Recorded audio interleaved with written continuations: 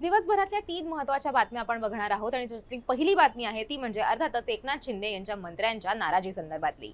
मंत्रिमंडळाची बैठक होती आणि त्या बैठकीला या मंत्र्यांनी जाणं टाळलं। फक्त एकनाथ शिंदे तिथे उपस्थित होते आणि त्याचं कारण म्हणजे भाजपचं ऑपरेशन लोटस। या मंत्र्यांचं असं म्हणणं होतं की आमचे नगरसेवक हे भाजपकडनं फोडले जात आहेत। आतापर्यंत साधारण भाजपनं एकनाथ शिंदेंच्या पक्षाचे 17 नगरसेवक फोडलेत, तर शिंदेंनी भाजपचे आतापर्यंत 9 नगरसेवक फोडलेत अशी माहिती समोर आलेली होती।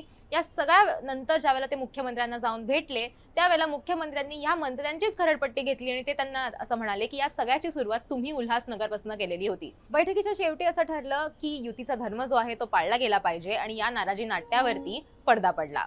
आजची दुसरी महत्त्वाची बातमी आहे ती म्हणजे अद्वै हिरे यांच्या संदर्भातली। अद्वै हिरे यांनी उद्धव ठाकरेंची साथ सोडत ते पुन्हा एकदा भाजपमध्ये गेलेले आहेत। या आधी सुद्धा ते भाजपमध्ये होते आणि त्यावेळेला त्यांनी भाजप सोडून ते शिवसेनेत आलेले होते।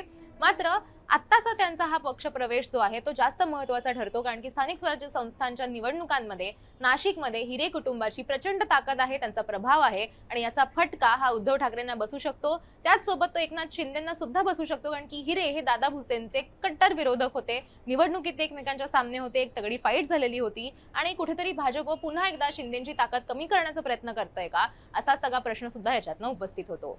आजची तिसरी महत्त्वाची बातमी पार्थ पवार यांच्या संदर्भातली आहे। मुंडव्यातल्याच्या जमिनीबाबत गैरव्यवहार झालेला होता, त्याचा अहवाल जो आहे तो मुद्रांक विभागाकडून सादर करण्यात आलेला आहे।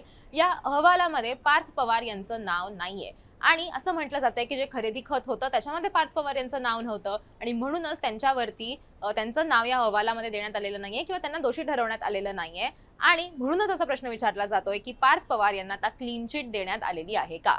या होत्या आज दिवसभरातल्या 3 महत्त्वाच्या बातम्या।